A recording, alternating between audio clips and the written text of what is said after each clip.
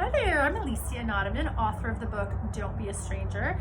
And really, my book addresses ways to be more successful with first impressions, ways to help be more disarming when you are around others so that you're more approachable, and so that you carry yourself in a way that appears safer for other people who may potentially consider approaching, and or if you would like to be able to invite more warm interactions, playful interactions, memorable moments into your life.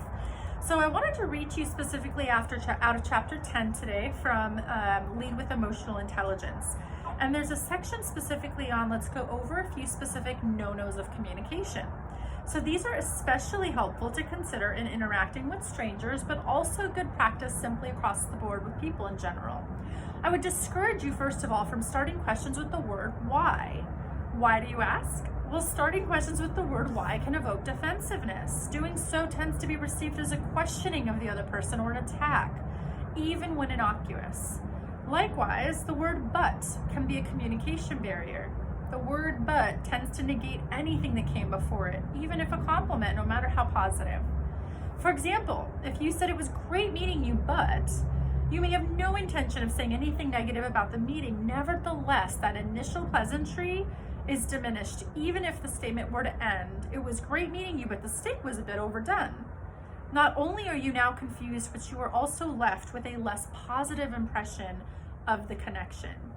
Use of the word but, sounds like rejection is about to happen. And the truth is, as I address in the book, a lot of people fear rejection, and that stops them from being the person that engages initial connections. And my book is simply about positioning yourself and carrying yourself in a way of reducing that potential fear of rejection someone might have in wishing to connect with you. Avoid extremes like always and never. These tend to evoke defensiveness, may trigger conflict, and can come across as extreme, emotional, or dramatic.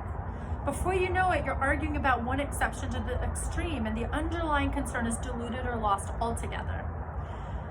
I also caution you to be careful, not crushing, in how you talk about others, especially in new connections or times of disagreement. Avoid negative or deprecating comments about people or events, or you'll run the risk of being seen as negative, judgmental, or gossipy.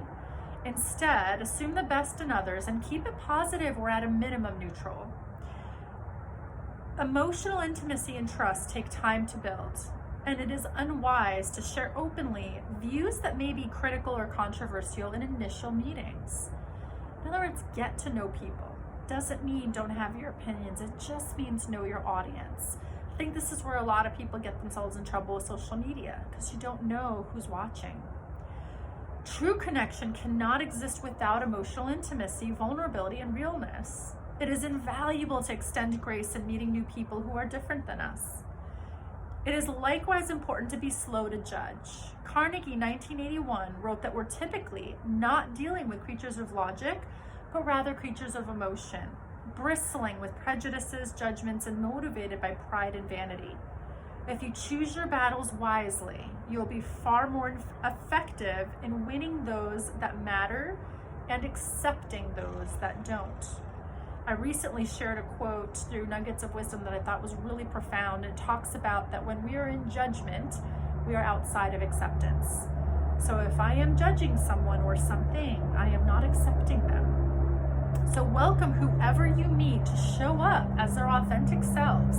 Acceptance does not mean you like what you see or wish to commit to a lifelong relationship. It means showing respect for differences.